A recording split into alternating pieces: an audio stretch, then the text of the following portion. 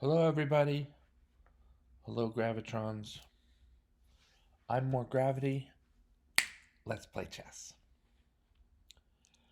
So this game I finished maybe 5 minutes ago, about 5 minutes ago.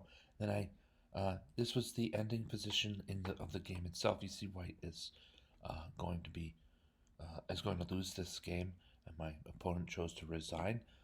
And I played the game out after that all the way to checkmate, and we'll be working off of that board, and that board is here. So let's get going.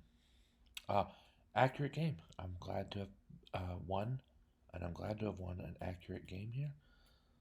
So that's great.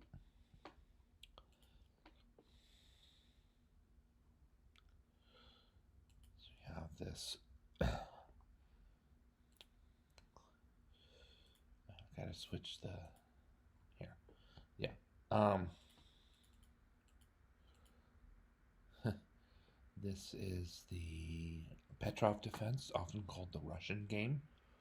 It's a very solid way for Black to try to avoid a lot of the more well-known and tricky endgames. I would say this opening is not known for being particularly tricky or particularly tactical. I think it's fair to say that. I think it's fair to say that. Bishop c5 is not the correct move here, and the computer points out that knight takes e5 is just much better for White. So I will note that. I thought after knight c5 I could get this castle in and be solid against any early attack on f7. And I'm probably right, but I lose the pawn at e5 in the process, and maybe White has time to guard against my capturing on e4 in doing so. Let's see what the computer calculates in that line.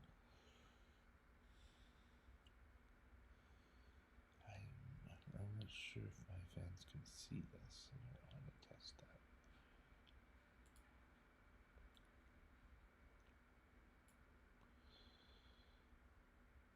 Okay, it's visible. Good. That part is visible. So here we have the computer says has knight takes e5, a castle, like I said, and then a strong move for White is d4. My bishop's forced to move back, and we can just see that White's going to maybe unleash a very strong attack. Here, after knight takes f7, though, I'm wondering why or how come does Black not capture with the rook? Let's try it out. And just straight up captures here. And maybe the computer didn't like the position with White ahead by a pawn and control of the center by two central pawns. White has the initiative, and strongly so. My knight moves, and then maybe even the knight gets lost somehow in the oncoming battle. I'd have to move it to e8, where it's horribly blocking in some of my pieces, or g8, where it blocks my king from ever seeking safety again. All right. Well, I feel like I've learned something there, and I feel a little bit vindicated that under time pressure of a blitz game, I played bishop c5, which is a miss, a wrong move, and all that, but for complicated reasons.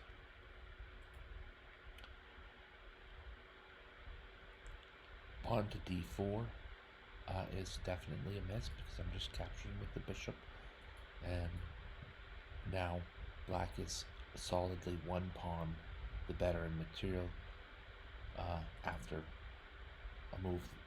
a couple more moves. White declines to capture on d4. I think that might have been a more straightforward play. So as Black here, I'm glad to put the question to the g5 bishop, either There's a capture on f6 that does not double my pawns on the f-file. Or the bishop is forced back most likely to h4, where I'll follow with g5, and these pawns are aggressive without my king having yet castled behind them. Right? So this is h6 here, I think, is the type of move. Students would want to play h6 here to learn how those moves kind of work out. It's not a move that pops right into your forefront. At least not when I was a beginner. It's a really awesome, practical move nonetheless. Not only that, there's h7 is now an empty square, so should I castle at some point kingside, and then in the long future there's a luft available on h7. It's called a luft. It prevents sometimes a back rank checkmate, because the king has one square to go to, and sometimes having a luft like that is the difference between night and day. My opponent captured on f6, and like I said, I'm capturing back with the queen on f6. This is neat and tidy for black. The d4 pawn is now protected by the queen, so this extra point of material is a lot more real than it was 5 moves ago. White still has to castle, maybe develop a piece. Where's this knight going? He can't go to his usual square at c3. This is where the knight would most naturally develop. And the knight will not go there because of d4. It takes c3.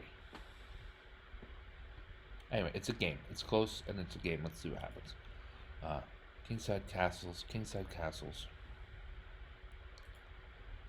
Knight to d2, right? Because that's the best developing square for the knight, because the normal developing square is already taken.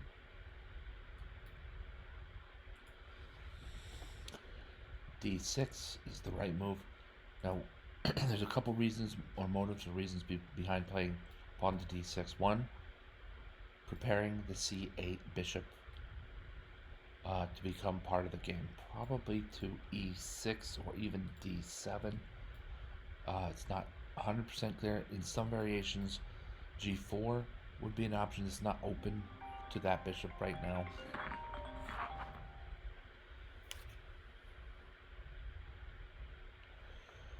And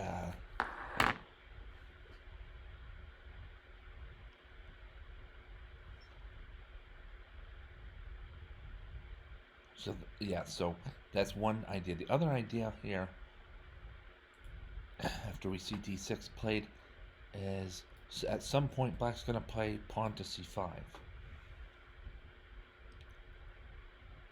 and have this very strong, these pawns on the d file, yes, they're doubled, but they're both central. They're both strong central pawns, and they're very, because of the d6, c5, d4 pattern of pawns here, they are really very, very durable against attacks along the d file. So that's another reason. Not only that, but my opponent's bishop lay on light colored square, on a light colored square. You won't be able to attack a dark colored square, like how that whole portion of my pawn chain is located. Very strong, very stable, very centralized pawn structure for black, despite doubled pawns.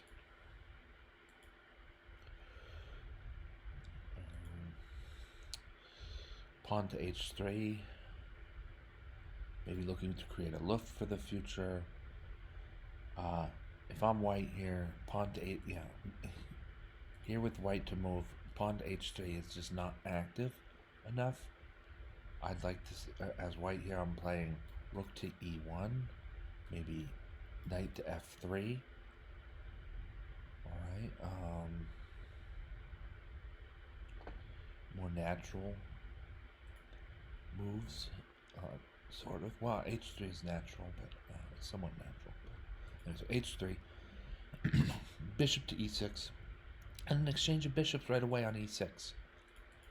So I made use of the idea, my bishop's here on the starting square. This bishop has moved already. I'm just going to make one move with my bishop and then capture a piece that white has taken 2 moves on developing to capture. And not only that, this sort of discovered battery, if you will, on the F file is strong for black. That the pawn from F7 is now on E6 will serve in black's favor soon enough with E5, and black will just have total control over the center, a battery aimed at near enough to white's king, and that's that. C5 might have been a bit of an inaccuracy. Stockfish says E5 first, Jordan. E5 first here, mostly because that completely stymies the movement of the knight at F3 without running any sort of risk of some kind of wild E5 move by white. So E5 first. So then pawn to C5, still a strong move. Still leaves black in a strong position with these pawns. And after B4, I'm just collecting, or not collecting. I'm advancing to E5 anyway, and solidifying my central pawn position.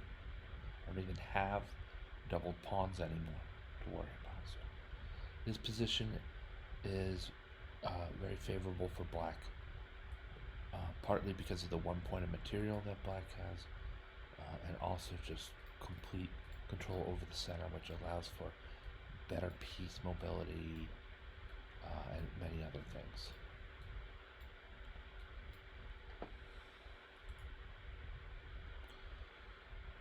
Rook B1's a good move, met with another good move. It's just B6 now. This pawn chain is really the story behind this chess game. Queen C3 is fine. Developing the knight. I'm happy to trade queens while ahead material, and also making the pressure along the F file somehow more real when I'm going to, at some point in the future, play rook to A to F8. Let's see. Knight to H4 gets flagged by the computer, but in a practical way, it's not all that bad. It's not bad, practically speaking. My opponent wants to put his knight on. My opponent wants to put his, her, or they knight on F5 and have a really awesome outpost, and somehow pushing G6 to move it could put the knight in a position to capture H6 with check, while also capturing the rook on F7, and then all of a sudden the game has tilted in white's favor. So from a practical standpoint, knight to H4 here is good, is actually quite viable. It doesn't have, but then on the other hand, it doesn't have to be addressed with G6 right away. That's a tendency many players will do if they don't want to see the knight sitting there on the outpost. It doesn't have to be addressed that way. You just let him sit there for a little bit, see how things change. So instead, instead of addressing it right away, I chose to play knight to B4, and these pawns are forked by the knight, and I'm going to pick up one or the other or both.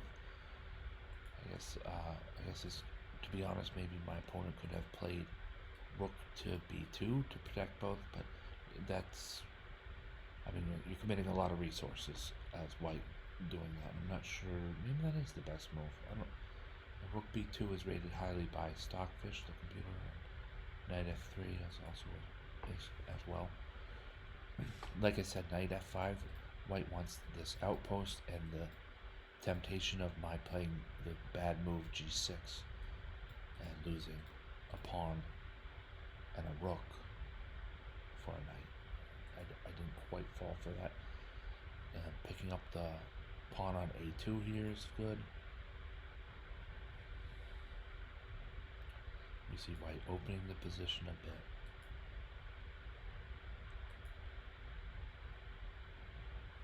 There's the threat of the fork on E2. Oops. The threat of the fork on E2 looms strong here, especially since white must move his b1 rook, as that's already threatened. Only really saving move here is rook to e2, and then I'm doubling on the f file. And it's kind of like steady pressure, steady pressure leading to concession, concession, pawn, concession, concession, the exchange or something like that. I'm just finding slight positional improvements. For instance, right, like I say, that king to h7 is just a very calm and measured move to allow me to play g6. So king to h7 prepares g6, and once the knight moves, there will be peace trades, and that being favorable for black. We're just gonna make improvements here. Well, now that's a full rook, so right, this position is now a win for black. So this is definitely a win for black. I'm gonna let it play out. If something pops out as important, if I notice something very important, I'll get to that. But for the most part, white is just helplessly behind in material. When you're up this much material, you might look for moves. Knight d3 seems like a fine move, but then rook to c3, and I could have won in other ways, sure. But when your opponent starts to realize that back here, even knight d3 won't work, well, in any kind of way, it's not even a good move. When knight d3 isn't even a good move, you're showing the muscle that you've earned by playing the earlier parts of the game. I have 8 points of extra muscle. I will throw away this exchange in particular, so that white has no piece left after the knight part of the tactic here. And this is so extremely won by black. And remember, my opponent resigned in the actual game. It's important to note that my opponent resigned on after move 27, after losing his rook. Very sort of respectful and natural place to say, okay, maybe it's on to the next game. So this is all against computer, and the computers pretty much still don't resign. So just to note that. All right. Well, let's let this play out.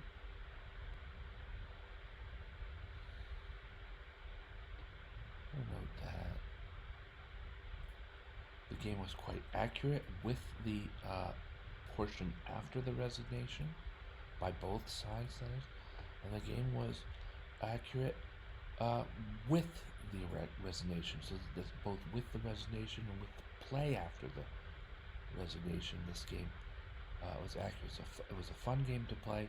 Had some interesting challenges, and I played in a more measured, more calm manner than I usually do, especially when we got to here. Like a rook, for instance, one king h7. This is not the Jordan that we know of 2008. To play a move here like king h7, this is a new thing, right? I'm playing. This is a more high-level move, but even more than that, a more patient move than I would usually play. So, I feel proud about having played and won this game and had fun all the while.